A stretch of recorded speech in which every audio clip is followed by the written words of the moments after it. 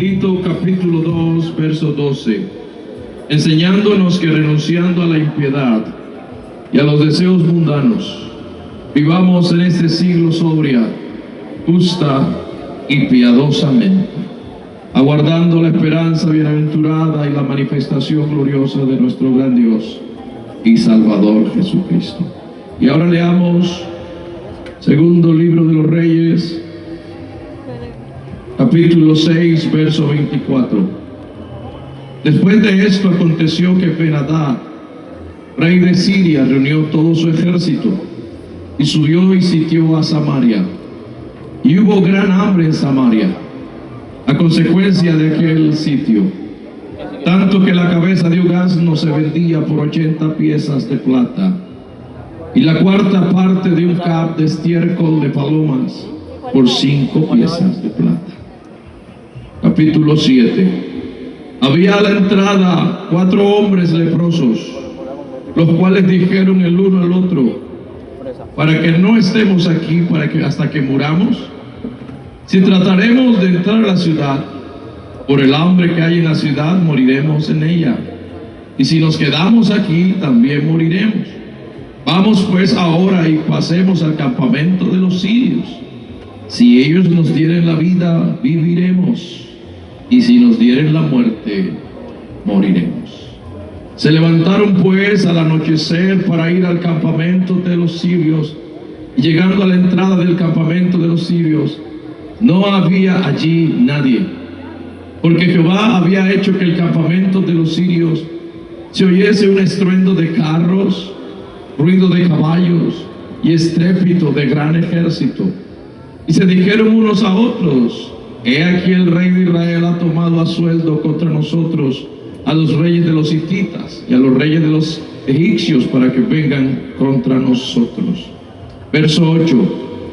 Cuando los leprosos llegaron a la entrada del campamento de Siria, entraron en una tienda, comieron y bebieron, y tomaron de allí plata, oro y vestidos, y fueron y lo escondieron. Y vueltos, entraron en otra tienda, allí también tomaron y fueron y lo escondieron. Luego se dijeron el uno al otro: no estamos haciendo bien, no estamos actuando con piedad. Hoy es día de buena nueva y nosotros callamos. Y si esperamos hasta el amanecer, nos alcanzará nuestra maldad. Vamos pues ahora y entremos y demos la nueva en la casa del rey. Pueden sentarse, hermano. La paradoja de la posición.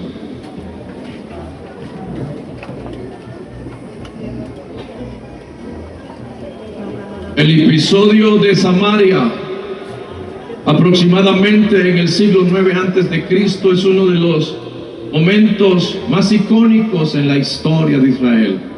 Aproximadamente entre el año 850 antes de Cristo al 845 antes de Cristo, durante el reinado de Jorán, hijo de Acab, cuando el rey del norte atravesaba una de sus etapas más terribles. La hambruna había alcanzado niveles antinaturales, morales y monstruosos, moralmente monstruosos. La ciudad se encontraba bajo el sitio de un malvado rey llamado Ben-Hadad, enemigo acérrimo de Israel. Tan terrible era lo que se estaba viviendo que se practicó el canibalismo, una señal inequívoca de una nación que había tocado fondo a causa de su pecado. Esto no solamente, hermanos, era una crisis económica, también había una crisis espiritual, porque esto representaba el fruto de años de idolatría, de corrupción y de desprecio a la palabra de Dios. En medio de este colapso, el rey comienza a buscar culpables, y la culpa se la dirigió contra el profeta Eliseo. Quería acabar con la voz profética que Dios había establecido en ese momento tan trágico de la historia. En el verso del capítulo 6, verso 33, dice que este mal viene de Jehová. ¿Para qué he de esperar el favor de Jehová? Quiero pues establecer un derrotero, hermanos, con esta enseñanza. Porque la Biblia dice que la gracia nos enseña a vivir con justicia, con piedad y con sobriedad. Y este pasaje refleja que Israel atravesaba una crisis y ninguno de esos tres principios se estaba practicando. Había idolatría, había maldad, había reyes que tenían autoridad, los cuales no estaban ejerciendo en beneficio al pueblo, sino que había especie de una anarquía, y esto es la sumatoria de problemas que había en ese sitio. Y entonces apunto aquí porque cuando yo hablo de Dios, muchas veces, hermano, o mejor dicho, todas las veces, no pretendo en esta hora tratar de mostrarles cómo actúa Dios, porque se nos explotan todas las neuronas. El Dios que predicamos no se puede encasillar, no se puede encuadricular. Dios actúa como Él quiere. Sus salidas son desde el principio y a la eternidad, y nosotros, como la hierba del campo, son nuestros días que florece, y en la tarde, cuando es cortada, nadie la conocerá jamás. Estamos ante la magnitud de un Dios que es muy grande. Job decía: lo que hay en Dios es una majestad terrible. Y una de las cosas que encuentro en la Biblia muchas veces es que Dios usa figuras como las paradojas, los símiles, lo que es la metáfora, para hablar acerca de ciertos momentos de la historia de Israel. Y por eso hoy quiero apuntar a esto. Eclesiastés 9:11 dice: me volví debajo del sol y me di cuenta que no los que corren más rápido ganan la carrera, ni los que ganan la guerra son los fuertes, ni los que tienen más son los más sabios, ni los que tienen muchos son los ricos. No es de los elocuentes el favor, sino que tiempo y ocasión acontecen a todos. Una paradoja es algo que a primera vista es contradictorio, como un sí pero no. A veces cuando vamos al interior del país, hermano Einer, le preguntan a uno: ¿va a comer? Ajá. Eso nada más lo entendemos acá. El que es de por allá dice: ¿y qué dijo? Eso en ese contexto es una paradoja. ¿Cómo te sientes? Bueno, no tan bien.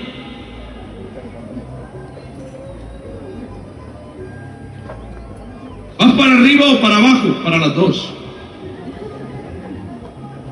Una vez iba manejando el carro y alguien me dijo: pastor, pastor, a la derecha, a la derecha, a la derecha. Y yo crucé a mi derecha. Pastor, por aquí no era, era la otra derecha. Era zurdo.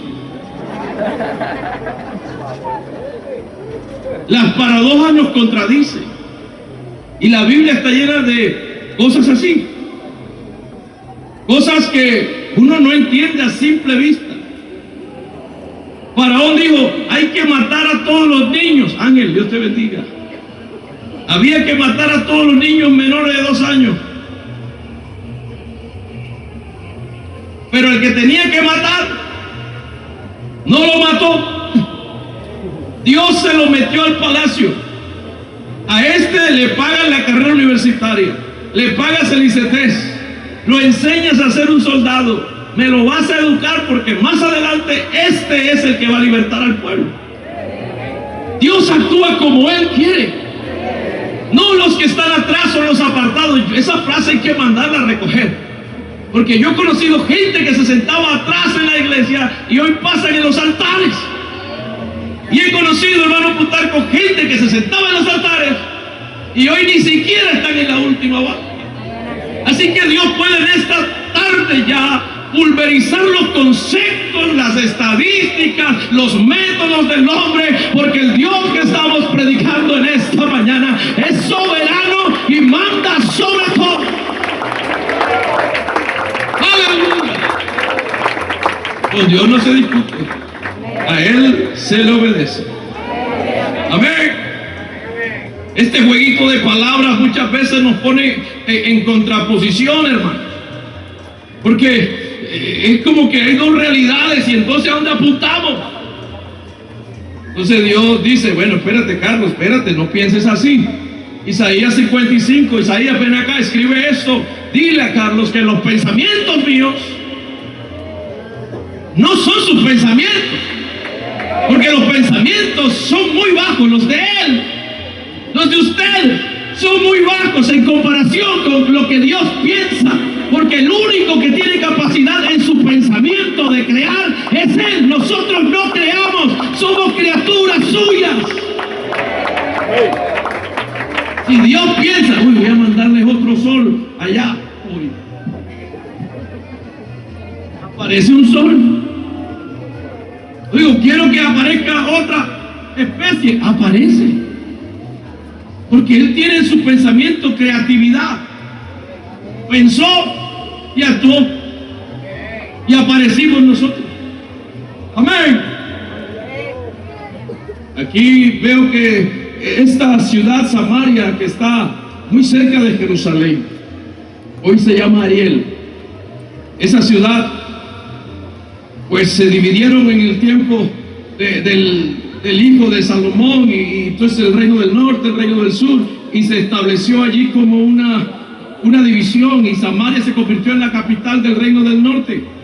Y Samaria comenzó su espiral de caída en las historias, y por eso Dios le mandó castigo, porque abandonaron a Jehová. El profeta Jeremías, de una forma de hecho, de dolor, dice: dos males prorrumpí, dos cielos, porque dos males ha hecho mi pueblo. Me han dejado a mí fuente de agua viva, y han cavado para sí cisternas rotas que no contienen agua. Samaria se desvió, entonces los sirios vinieron y la sitiaron, y ahí comenzó la aflicción. Ahora en este pasaje encuentro la paradoja de la aflicción. Si nos vamos al verso matriz de esta enseñanza, que es viviendo sobriamente, bueno, la aflicción muchas veces te hace un llamado a vivir con sobriedad. Dios usa la aflicción para ensanchar. El salmista David, en una de sus profecías y cánticos, es decir, el Salmo 4:1, dice: respóndeme cuando clamo, oh Dios de mi justicia. Cuando estaba en angustia, tú me hiciste ensanchar. Entonces la angustia como que produce que tú recibas las virtudes del Espíritu, que tú recibas los carismas, los dones, porque a través de la aflicción somos perfeccionados acá. La paradoja de la aflicción es la que instruye al hombre, lo forma. Lo que parece detener el avance, Dios lo convierte en impulso. La herida que Dios provoca a través de la aflicción se convierte en propósito. Desde la lógica humana, la aflicción es sinónimo de pérdida. Pastores, que estoy afligido y estoy fracasado, me siento castigado. Eso es dentro de la perspectiva del hombre. Pero si vamos desde la perspectiva de Dios, la aflicción no es señal de abandono. Cuando habían unos hombres que metieron en el horno, estaban quizás con aflicción: este horno nos va a quemar. Y el rey enfurecido dijo, porque ellos no se arrodillaron ante el rey, ante la estatua, estos dijeron: ahora van a calentar 7 veces. Pero estos muchachos comenzaron ahí a adorar, parecían pentecostales. No es momento de desmayar, vamos a cantar aquí. Y de pronto, cuando fueron a contar y a sacar las cenizas, vieron que habían 4. ¿Quién es ese cuarto? ¿Ustedes cuántos echaron? No, echamos 3, pero yo cuento 1, 2, 3, 4. Ustedes no saben contar. Sí, rey, hay 4, pero echamos 3. Y entonces Dios pulveriza. Las matemáticas de Dios son extraordinarias. Los que debían salir como cenizas fueron protegidos por el ángel de Jehová, que estaba ahí en lo más profundo de ese horno.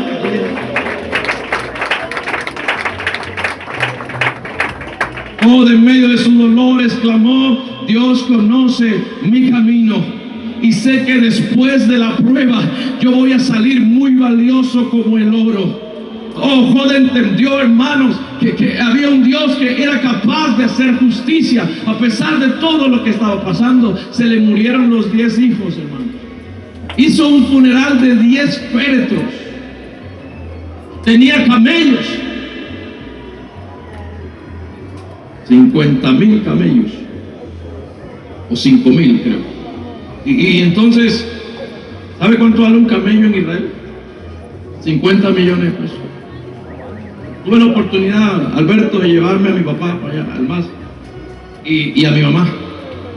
Y entonces los primeros días estaba aquí, vamos para allá, quiero ver el Monte de los Olivos, quiero ver el Huerto de Semaní. Cálmese, espérese. No, que hay que venir a evangelizar. Aquí no se evangeliza como en Colombia, espérese. Estaba emocionado. Llegamos al Monte de los Olivos y hay unos árabes ahí con un camello. Siempre ellos se preparan ahí, hablan inglés muy bien. Y de pronto yo siento un grito del árabe que dice: le doy un camello por esa mujer, porque todavía se maneja ese trueque allá. Y mi papá dice: yes. Oye, él no sabe lo que está diciendo.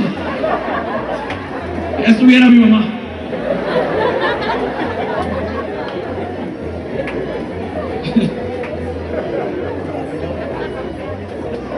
Job perdió todo.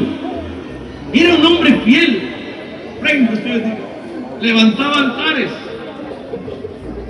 Todos los días hacía un culto. Se iba para retiro, cantaba, adoraba. Pero él no sabía que mientras estaba cantando allá en el cielo, Satanás estaba acusándolo. Lo tiene rodeado, pero ¿cómo no va a estar bien si lo tiene rodeado? Quítale lo que tienes. Y Dios le dijo: oh, no adora por lo que tiene. Oh, adora por su identidad, por lo que Él es. Quítale todo y verás cómo me va a adorar. Y Satanás decía: te va a negar en tu misma presencia. Ves, te doy permiso. Y vino Satanás, experto en matar, hurtar y destruir. Y acabó con todo. Con la canción esa que anda por ahí, acabó todo. Hermano. Y de pronto Job, a lo único que le dejó el diablo fue a la mujer, lo único.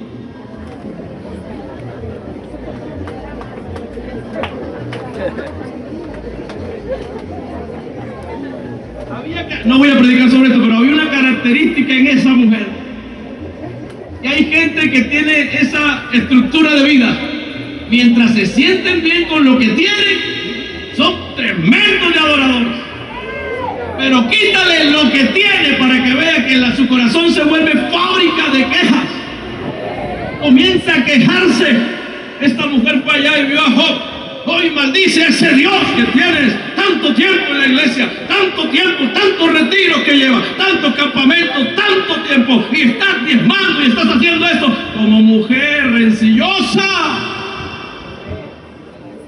Es mejor esconderse a esa mujer, lo escondido y dice allá, mejor estar en el rincón del tejado que vivir con una mujer rencillosa. Digan amén, caballero.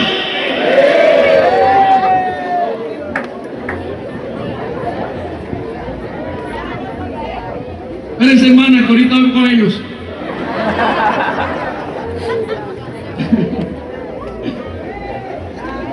Maldice a Dios y muerte. Y Job le dice: shh, be quiet. A mi Dios me lo respetas. Desnudo salí del vientre de mi madre. Desnudo volveré. Estos peros me encantan, muchachos. Pero el nombre de Jehová mi Dios sea bendito ahora y siempre. A Satanás se le abrió la boca. ¿What? Ni así. Y Dios acá, te lo dije. Pero lo tienes con salud. Satanás, ve y tócale la salud. Y allá estaba. La lepra maligna. Buscó en Google, Satanás, perdónenme la metáfora. Buscó en Google. Enfermedad más terrible en estos tiempos. Google dijo: todavía el SIDA no se ha inventado. Cáncer todavía no. Lepra. Mándamela. La pidió por Temu. Se la metió abajo, desde la coronilla hasta la planta de los pies. La mujer, ¿sabe qué dice? Los leprosos, según el código de Hammurabi, porque no reinaba todavía la ley de Moisés, porque Jod es antes que Moisés. Dicen que es el primer libro escrito en la Biblia. Bueno, está el código de Hammurabi, dice que los leprosos hay que tenerlos fuera porque esto es infeccioso. Y aún creían que era espiritual. Los babilonios y los sumerios. No te me vas de fuera, fuera de aquí, viejo, te vas. Jod antes se sentaba en las plazas y los muchachos le pedían consejo, pero ahora es un leproso y corre que viene el leproso. Se fue solo a una cueva y venían perritos y le lamían las llagas. Venían moscas y las costras se le pegaban, las terminales nerviosas de sus pies se perdieron, la lengua se le pegó al paladar, perdió la oreja, los cartílagos, perdió la nariz. Para rematar llegaron 4 hermanos consagradísimos 4K que llegaron allá y dijeron: no, Dios nos ha revelado que tú estás en pecado. Confiesa pues cuál es tu pecado y Dios ciertamente despertará por ti y hará próspera la morada de tu justicia. Y Dios decía: no, mira, no crean eso, muchachos, yo he estado fiel, en integridad he andado, el Señor conoce mis caminos y sé que después de esta prueba voy a salir como el oro, bien valioso. ¿Quién me diera el saber dónde hallar la silla de Dios? Yo iría hasta esa poderosa silla. Trono de la gracia lo llama Hebreos. Aleluya. Abasaya la babasicas. Llenaría mi boca de argumentos. Le preguntaría y sé que Él me responderá. ¿No sabe qué hacía Job? ¿Qué hacía Dios, perdón? Guardar silencio. Te mandé un maestro o una maestra llamada aflicción. Apréndele las lecciones. Estoy ensanchándote. Estoy estructurando tu vida. Te estoy haciendo un mejor hijo, un mejor esposo, un mejor madre. Te estoy haciendo un mejor servidor, un mejor adorador a través de la aflicción. Porque Dios muchas veces no te va a enseñar cosas con la alegría, pero sí te la va a enseñar a través de la aflicción.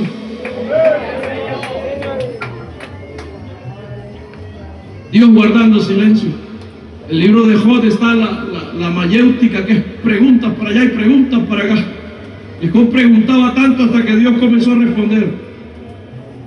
Y cuando respondió: ven acá, Job, ¿dónde estabas tú cuando yo fundé el mundo? ¿Dónde estabas tú cuando saqué con anzuelo al Leviatán? ¿Dónde estabas tú cuando yo hice las constelaciones? ¿Dónde estabas tú? ¿Y dónde estabas tú? ¿Y dónde estabas tú? ¿Y qué estabas haciendo tú? Dios sabe desbaratar conceptos. Dios sabe romper lógicas, hermanos. Dios despulveriza las matemáticas nuestras. Este Dios es capaz en esta mañana de sanar un cáncer, aunque el médico diga que está desahuciado. Este Dios que yo estoy predicando aquí puede levantar a alguien que se ha caído, porque si 7 veces cae el justo,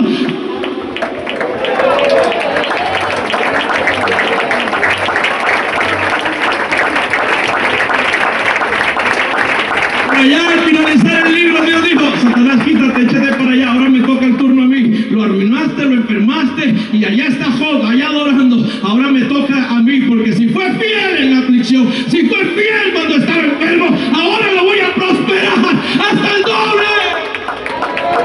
Este Dios que tenemos, alguien lo puede adorar conmigo, es fiel. Es fuerte una alabanza al Rey.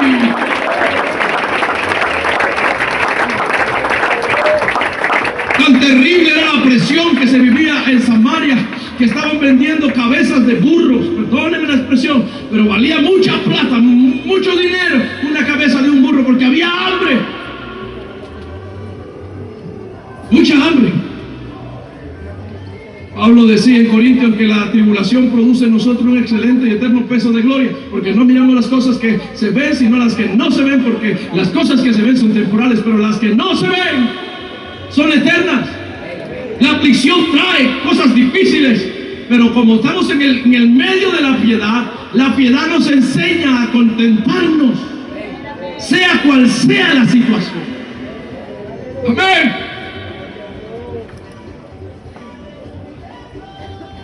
Ese enseñamiento habla de madurez espiritual.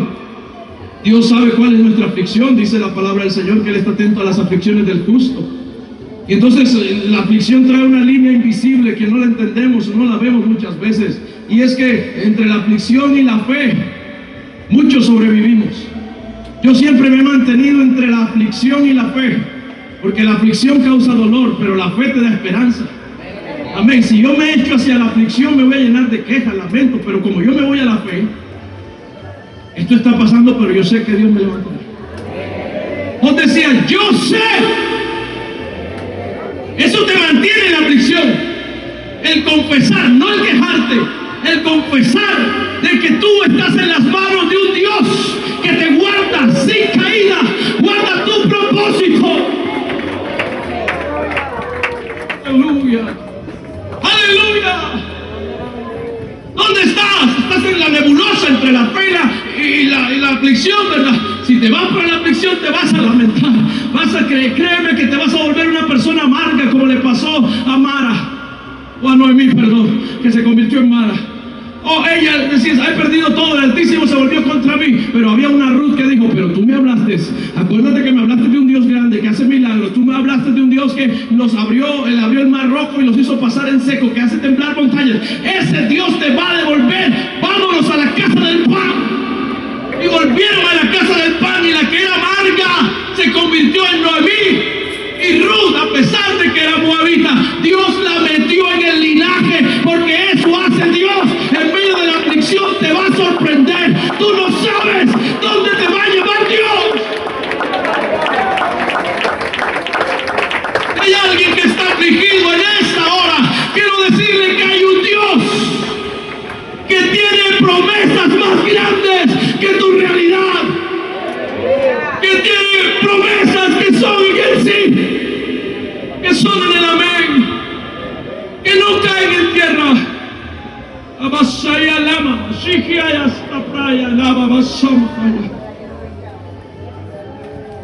Aunque afligido yo y necesitado, Jehová pensará en mí. Aleluya.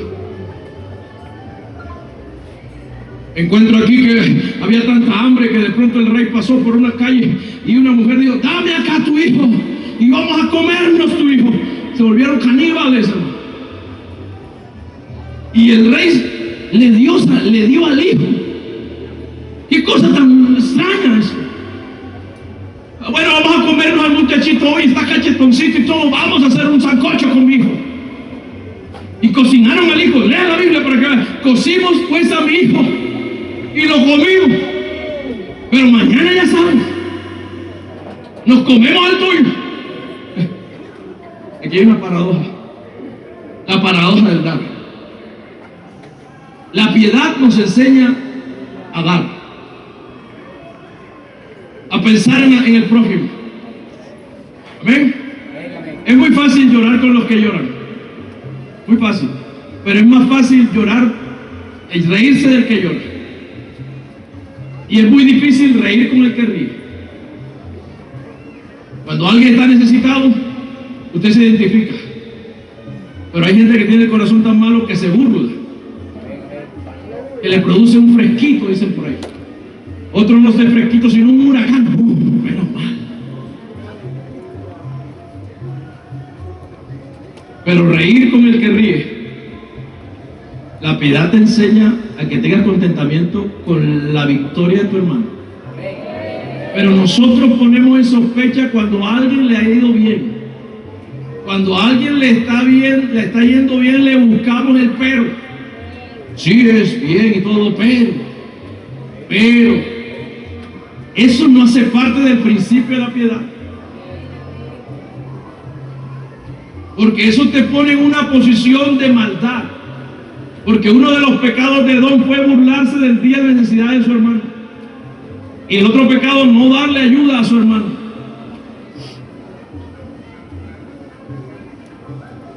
La Biblia dice en Hechos 20:35, el versículo de los boxeadores, más bienaventurado es dar que recibir. Proverbios 11:24, hay quienes reparten y les es añadido más, pero el que retiene más de la cuenta será llamado a pobreza.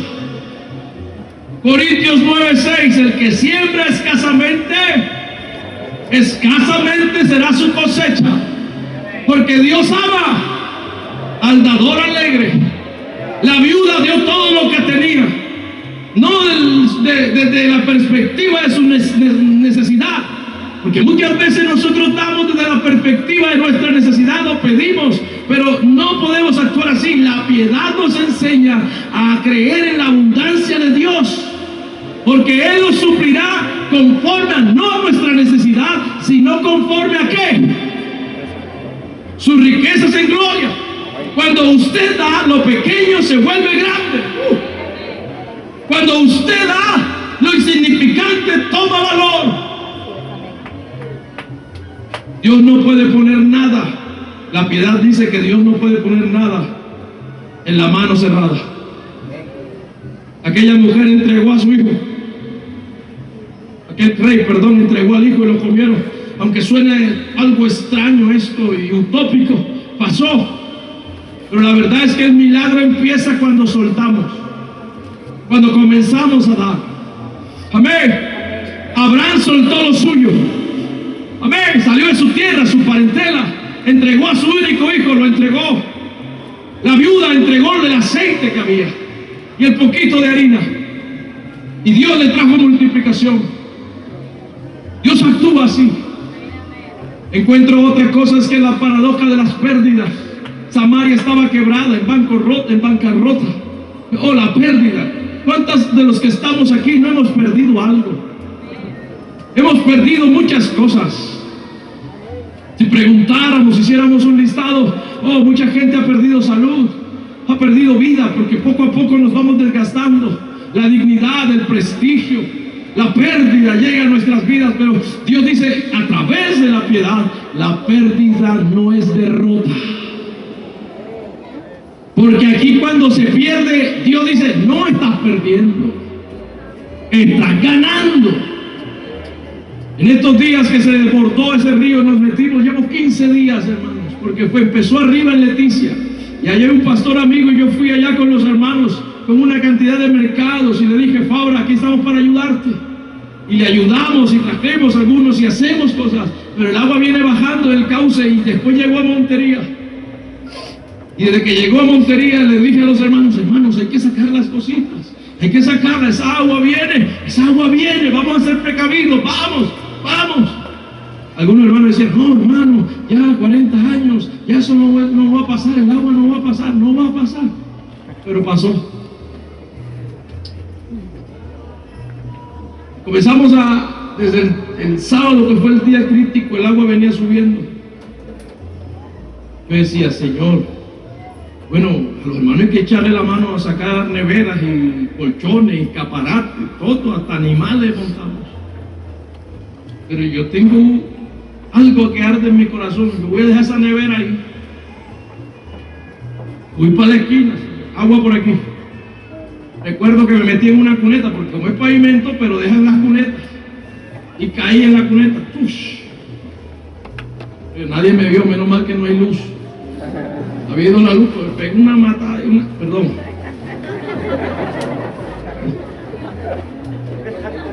Perdón, hermano Ainer, se me salió el costeño ya.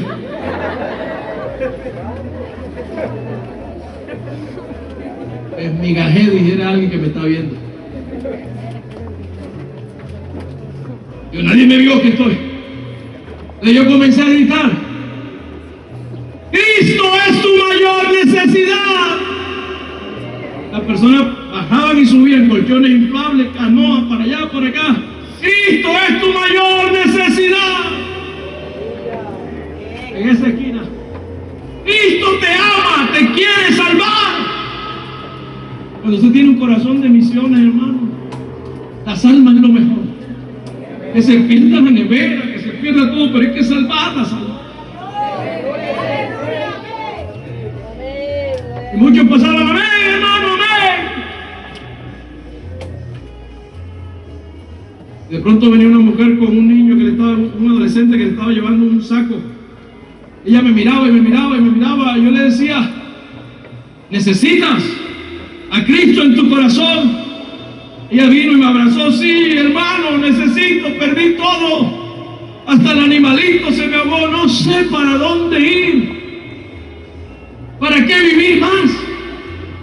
Lo perdí todo. Y la zona de la parte de atrás es una zona muy pobre, hermanos.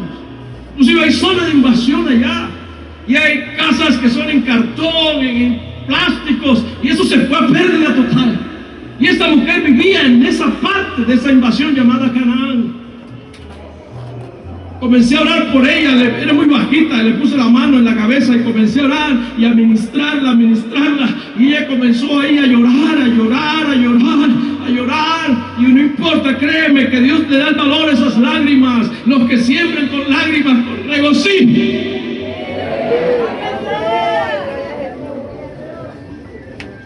De pronto veo que la mujer comenzó a hablar en lenguas. Y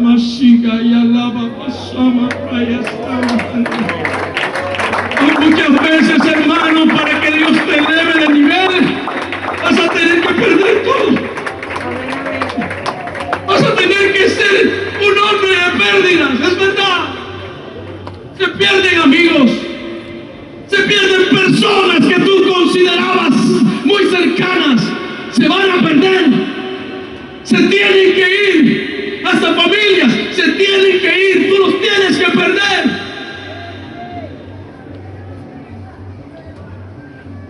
Porque se perdió la moneda y la mujer barrió la casa. La encontró. Cuando la encontró, fiesta. Se perdió el hijo pródigo, metido con los cerdos, volvió a casa y hubo fiesta. Aleluya, aleluya, aleluya. El pastor entendió el valor de la oveja cuando la oveja se perdió y fue por las 99, dejó las 99 y fue a buscar la que estaba perdida, y cuando la encontró la trajo en el redil, la trajo en sus brazos.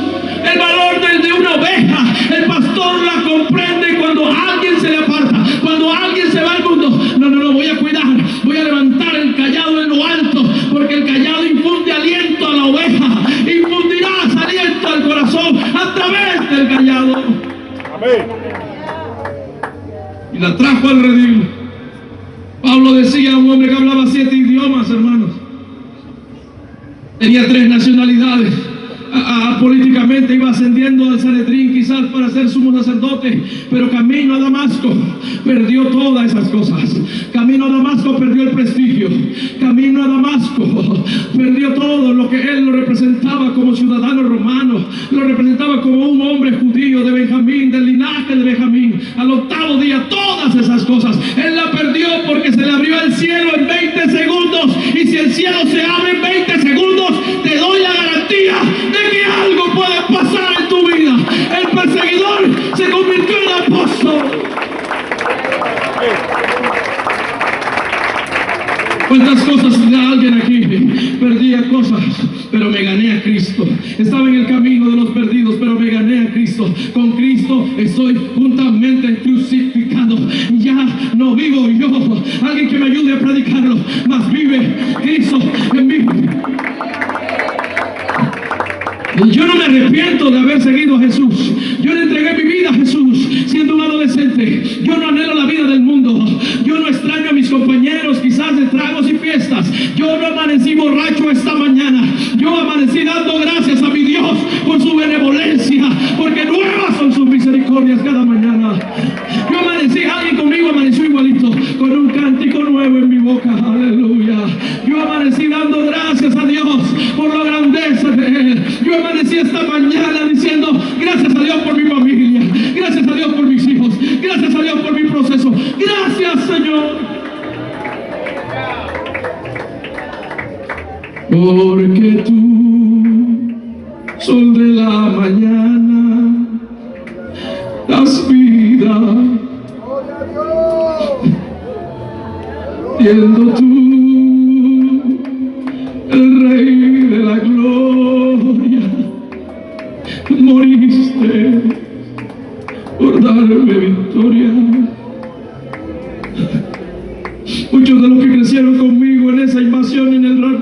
los que murieron son vidas rotas. Muchos de los que conmigo iban a la colegiatura, a la universidad, ya no están. Pero un día yo dejé todo atrás. Y hoy puedo decir que inflando mis pulmones de aire, diciendo: ya no vivo yo, ahora vive Cristo en mí. Y si algo lo vivo en la carne, lo vivo en la fe de aquel que se entregó por mí. Alguien tiene un cántico nuevo en esta hora. Más vale que abras la boca y comiences a adorar. Alguien tiene que morir, porque Dios le va a dar vida. Porque si el grano de trigo no se pierde y queda solo, no puede llevar fruto.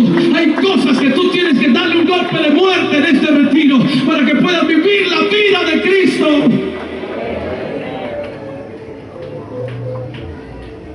Aleluya, aleluya.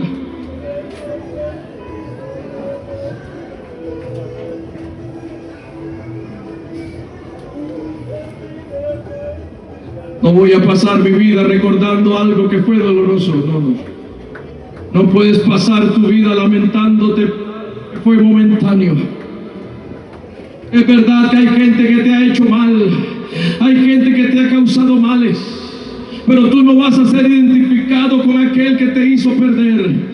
Tú no te vas a identificar con aquellos que se levantaron en tu contra y quizás te apuñalaron por la espalda. Tú te vas a identificar por las manos del alfarero que te vio cuando estabas roto y tomó las migajas del corazón una por una, y te voy a hacer una vasija nueva. Te voy a hacer una vasija nueva, porque aquel que está en Cristo.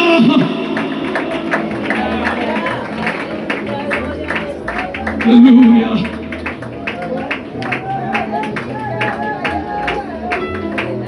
Vamos, seca tus lágrimas. Vas a levantar el rostro hoy. Lo que se perdió no es tan valioso como lo que Dios te va a dar.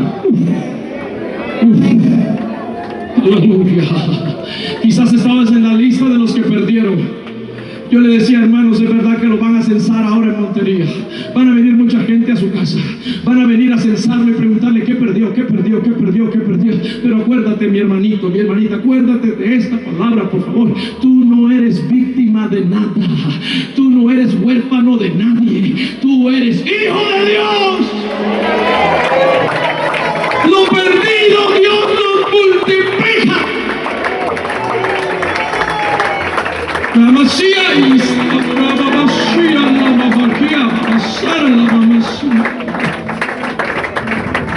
Tienes que secar quitar de ti ese círculo vicioso hoy. No te sientas menos. No te sientas de que estás en la bancarrota. No. I don't need anything else because Jesus is everything to me. Jesús es todo lo que necesitamos, me decía un africano. Jesús es todo lo que necesitamos, me lo escribió en estos días. I have everything in Jesus. Todo lo tenemos en Cristo.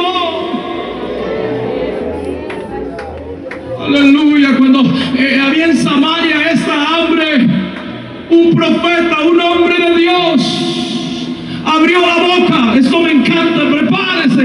Viene a tocar al final de este mensaje, porque esto es para usted. Un profeta llamado Eliseo abrió la boca. Mañana a estas horas, todo lo que estaba deteniendo la bendición va a fluir. Teniendo abrigo y sustento, hay que llenar el alma de contentamiento. El gozo del Señor no depende de la alegría, hermano. El gozo del Señor no depende de las circunstancias. Usted puede estar triste, pero está dentro del gozo. La piedad trae gozo. Aleluya. La piedad nos enseña a vivir, sea cual sea el momento. Pablo dijo, he vivido con abundancia, pero también he vivido con escasez. Sea cual sea mi necesidad, he aprendido a contentarme. Sea con misiles, hermano Cuta, sea en chalupas, sea en la ciudad del rey, la perla del Sinú. Hubo uno allá que me libró de misiles a mí, a mi casa. Y es el mismo que permitió que las aguas no entraran al corazón, porque el problema no son las aguas físicas, sino el agua del alma. La única agua que usted necesita es el agua de vida, Juan 7:37. Aleluya. Cuando Eliseo abrió la boca, el punto final del hambre apareció. Y me parece que van aquí a dar, vamos a abrir la puerta al punto final del hambre, punto final del problema, punto final de la escasez, punto final de la depresión. ¿Están dispuestos, hermanos? Pero necesito que usted en este momento use el arma que Dios le ha dado, y es confesar lo que hay dentro de su alma. Porque lo que crees con el corazón, la boca lo confiesa, porque de la abundancia del corazón abra la boca. El punto final del hambre llegó cuando Dios habla. Cuando Dios habla, sí, hermano, me estás escuchando. Cuando Dios habla, los muertos resucitan. Cuando Dios habla, aparecen soles y aparecen universos. Cuando Dios habla, tiembla la tierra. Cuando Dios habla, se derrumban las fortalezas. Él habló al ciego y el ciego vio. Él habló al mudo y el mudo habló. Él habló a Lázaro y Lázaro resucitó. Él es impactante, su voz impacta. Si el Altísimo, escúcheme, campamento que está reunido aquí, si el Altísimo da su voz ahora, algo puede pasar por allá, por allá, por allá, por allá, por allá, por allá, por allá. Algo puede, porque la fe viene por, dígamelo duro, por. Voy a abrir la puerta al oír la palabra de Dios. Voy a abrir la puerta, porque se va a poner en marcha algo de un atributo de Dios llamada la omnipotencia. ¿Y sabe qué predica la omnipotencia? Dios todo lo puede hacer. Aleluya. No, omnipotencia, pero hay algo imposible. Dios aún hace las cosas imposibles. Jesús lo dijo, hay algo imposible para Dios. Se habían inundado unos barrios alrededor de Rancho Grande. Escúcheme, porque ahorita voy a terminar con esto. La iglesia que estaba más cerca al río, era la que primero estaba en estadística para inundarse, a una altura de 7, 8 metros, tiene el Sinú por 200 metros donde está la iglesia de la parte derecha.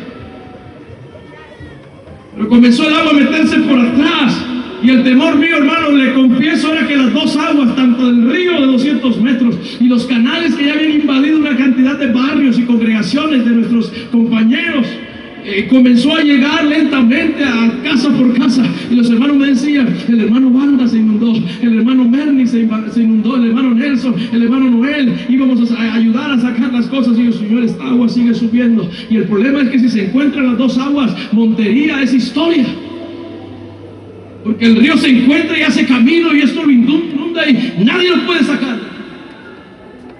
Y el agua subiendo ya 200 metros el río Sinú, y del otro lado venía la inundación de los canales a 100 metros del templo más o menos. Y yo fui a apelar a la omnipotencia de Dios. ¿Sabes qué, Señor? Yo siempre te he adorado por la soberanía.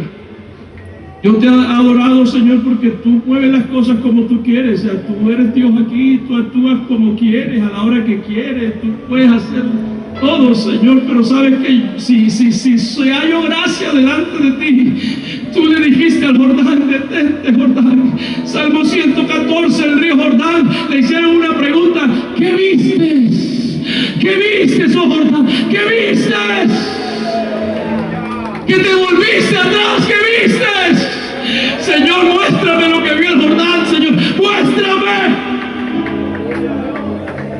A la presencia de Dios. Samaya, perdone, tengo unas ganas de adorar a este Dios, hermano. Y yo me arrodillé por allá en la cancha, el agua estaba llegando a la cancha. Y yo dije, Señor, perdóname si esto es una locura. Vuelvo y te repito, Señor, que es lo que tú quieras. Y si tenemos que salir aquí en bote, en canoa, en salvavidas, lo que sea, Señor, que se haga tu voluntad. Tú sabes por qué permites todas las cosas, pero yo sé que tú puedes poner límites a las aguas. Y yo crucé una línea, hasta aquí vas a llegar, no vas a pasar.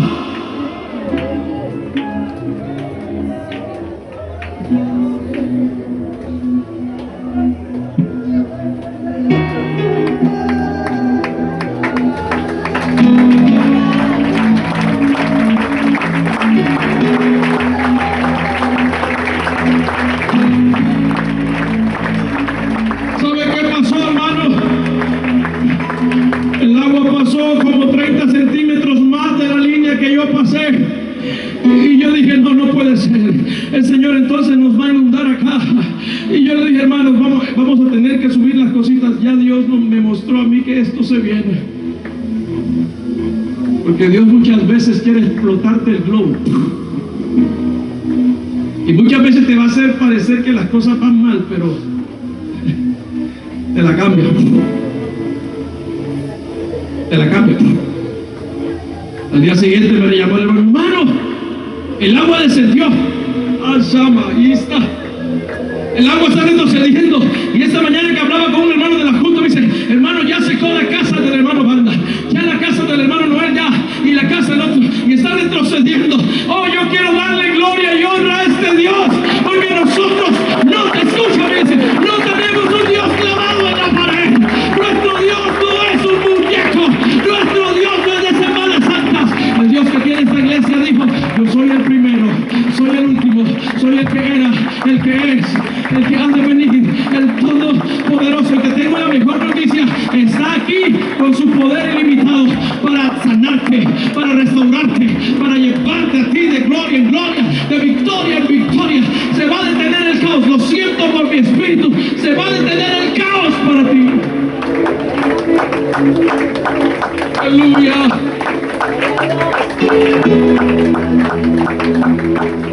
Los leprosos estaban fuera. Paradoja de la posición, la última.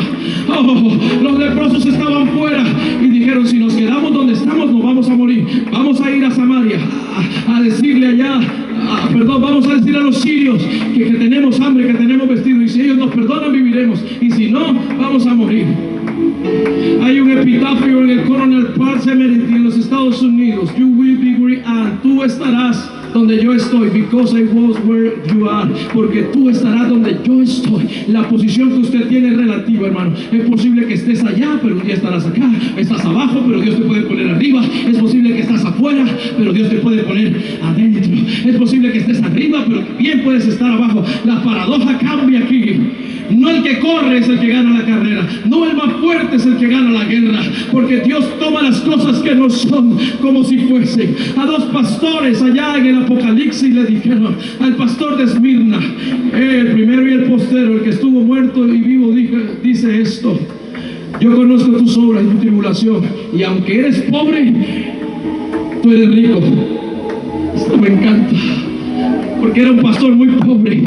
Era un pastor muy pobre, pero la iglesia era muy rica de virtudes, de dones. Era una iglesia con alto nivel espiritual. Y la Odisea, oh, pastor de la Odisea, tú dices que eres rico porque te has engrandecido, y dices, ninguna cosa tengo necesidad. Pero Dios le dice, no creas que porque tú eres rico. No, tú eres un desventurado, miserable, pobre, ciego y desnudo. Por tanto yo te aconsejo que de mí compres oro. Dios cambia la posición.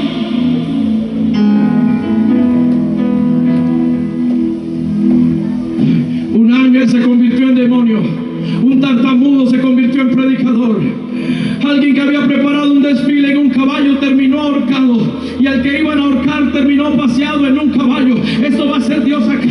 Oh, Jacob bendijo al hijo menor con la mano derecha, y José quiso reconvenirlo y dijo: no, el menor será mayor que el mayor. Esto hace Dios. Nadie metería a una prostituta a su casa, pero Dios la metió en su linaje. Hay una prostituta que es, oh aleluya, es abuela de Cristo.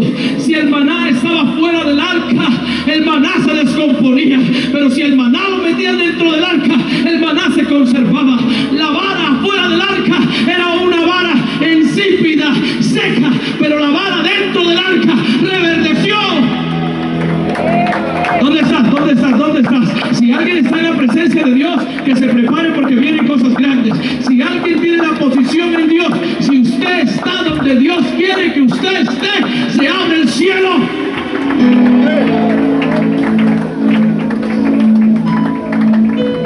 ¿Sabe qué pasó, hermano? Los leprosos llegaron al campamento. Yo me imagino a todo vapor. La omnipotencia de Dios. Esto hace Dios, trastorna al enemigo.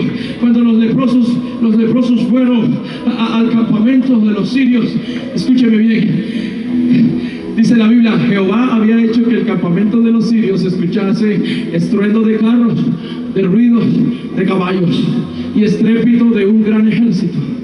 Oh, si hay algo que hace la presencia de Dios es causarle terror al enemigo.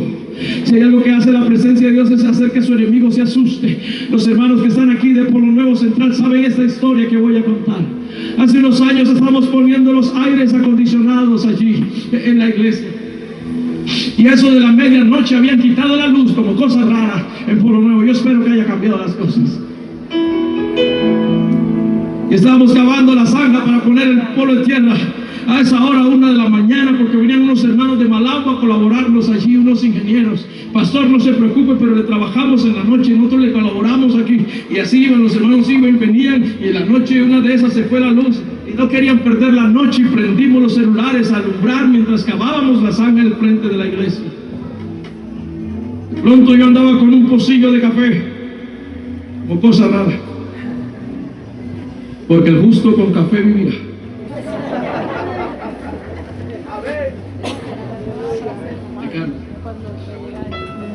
Yo veo 2 botas porque estoy sentado y pues, vecino, yo creí que era el watchman, el vigilante. Y le digo: ¿quiere café? ¡Quieto, pastor! No diga nada. Una pistola aquí. Y había un jovencito llamado Giovanni, altísimo. Estaba con el celular. Y viene otro ladrón y le arranca el celular. ¡Quietos ahí! Le quitó el celular. Y yo, con lo cobarde que soy con las pistolas, nunca, hermano, he cargado una pistola. Empujé la mano esa por allá y me voy donde el que tiene el celular y se lo arranco. ¡Presta acá! Le digo al muchacho: guarda, guarda, guarda. Pastor, que 2 pistolas. Pastor, se quiere morir. Yo saqué un arma que usted tiene por ahí.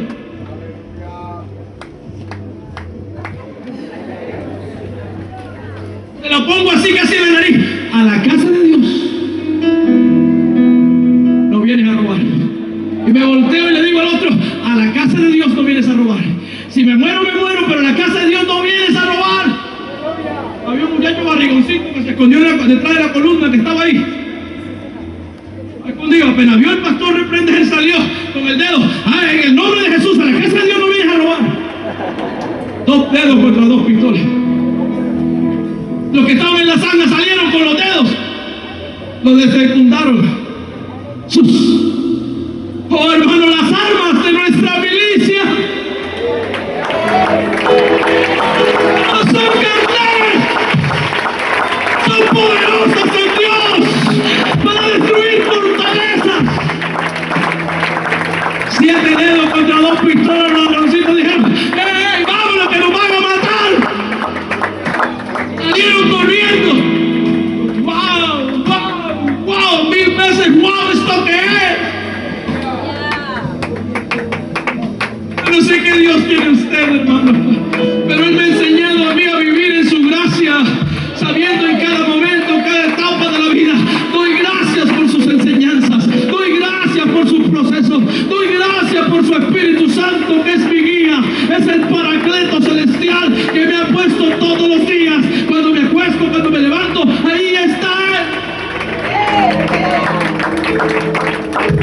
vecino del frente, uno que estaba bien jovencito, escuchó que el hermano Carlos, porque se sabe el nombre del pastor, no se saben las canciones, pero no van a culto. Le decía a la mujer: mira, están atacando allá en la iglesia. Y él decía: me asomé por la ventana y cuando escuchaba que usted estaba reprendiendo, hermano Carlos, yo vi una cantidad de gente vestida, unos hombres vestidos de blancos, arriba del techo, hermano. Ahora entiendo que el Señor envió a su ángel para librarnos. Dijo Daniel: Dios envía el ángel. Mi Biblia dice en una de sus promesas que el ángel de Jehová acampa alrededor de los que le temen y los defiende. Lo que para alguien es trastorno, para la iglesia es bendición, porque en su presencia hay plenitud de gozo.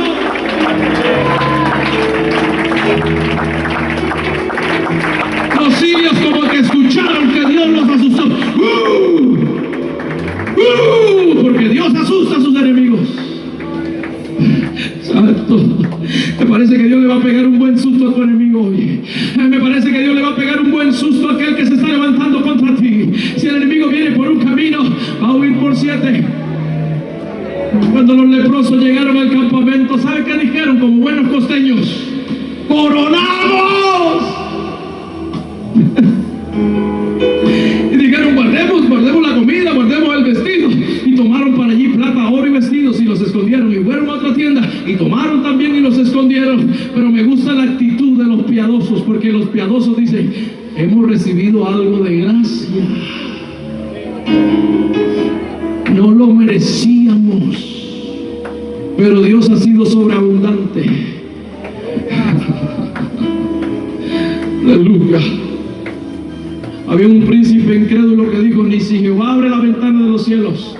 Pero los leprosos dijeron: sí las abrió. Dios le va a abrir la ventana de los cielos a alguien. Y se fueron a la ciudad. No, hoy es día de buenas nuevas, no podemos callar lo que está haciendo Dios. Así que voy a ir a la ciudad. Y fueron a la ciudad y comenzaron a gritar: Dios, escúcheme, guardas, guardas, guardas.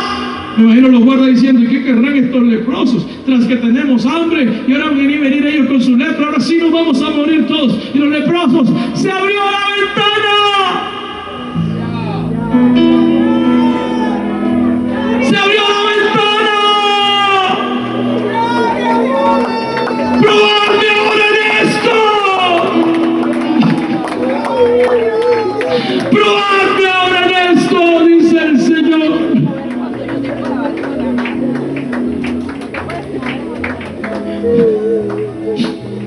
A alguien el médico le va a decir: tu cáncer ha desaparecido. Alguien va a recibir a su hijo después de todo lo que ha sufrido con las drogas. Mamá, quiero entregarme al evangelio. O alguien va a recuperar su matrimonio.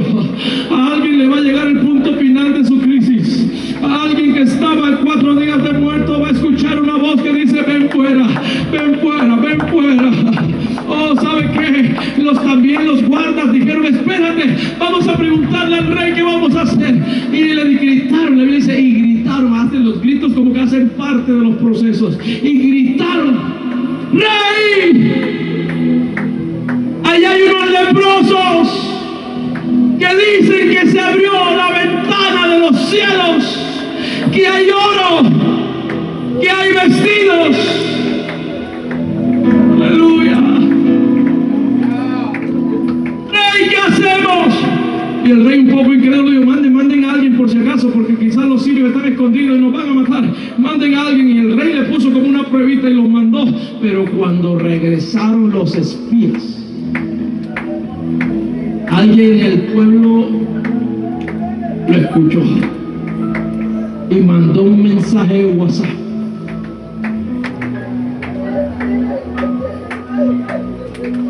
muchachos, hay comida, hay vestido. Y comenzó a esparcirse la noticia. Cuando el pueblo tiene hambre, hace lo que sea. Yo fui pastor en Sabana Larga y lo digo para la gloria del Señor. Iván sabe que trabajamos juntos los jóvenes en ese tiempo. Mi esposa y yo aprendimos esta aflicción del hambre, no porque no teníamos familia que nos podía dar, sino porque Dios quería que viviéramos eso. Y un día teníamos tanta hambre después de una escuela dominical que donde entraban 5,000 pesos y había una hermana necesitada que nos decía: hermanos, ¿tienen algo que comer?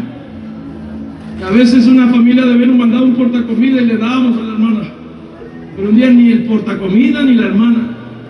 Pero embarazada de mi primera hija, y por ahí llegó un hombre llamado Wilson Roncancio y me dijo: Dios me mandó aquí, montes hermano Carlos, en un carrito rojo. Ese día fue el punto final. Entendí que cuando tú tienes hambre, Dios siempre va a mandar a alguien. Bienaventurados los que tienen hambre y sed de justicia, porque ellos serán saciados. El pueblo con hambre comenzó a salir a sus calles. Vamos a comer, hay abundancia, vamos a comer. Y había un príncipe, el que había dicho: ni que Jehová abra la ventana de los cielos, se puso en la mitad. Paradoja de la posición. Tenía posición, tenía autoridad, tenía corona, pero no tenía adoración. Así hay mucha gente que tiene posición pero no adora, tienen prestigio pero no adora, tienen cargos pero no sirven. Oh hermanos, si tú no estás en la posición donde Dios quiere que estés, vas a terminar aplastado por la gente. Y dice la Biblia que el pueblo lo aplastó y murió conforme a las palabras del profeta Eliseo.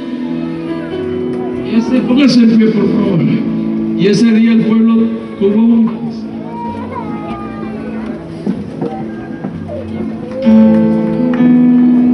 Quiero invitar a alguien que quiera ver la omnipotencia de Dios, si puede venir a este lugar, aquí a la...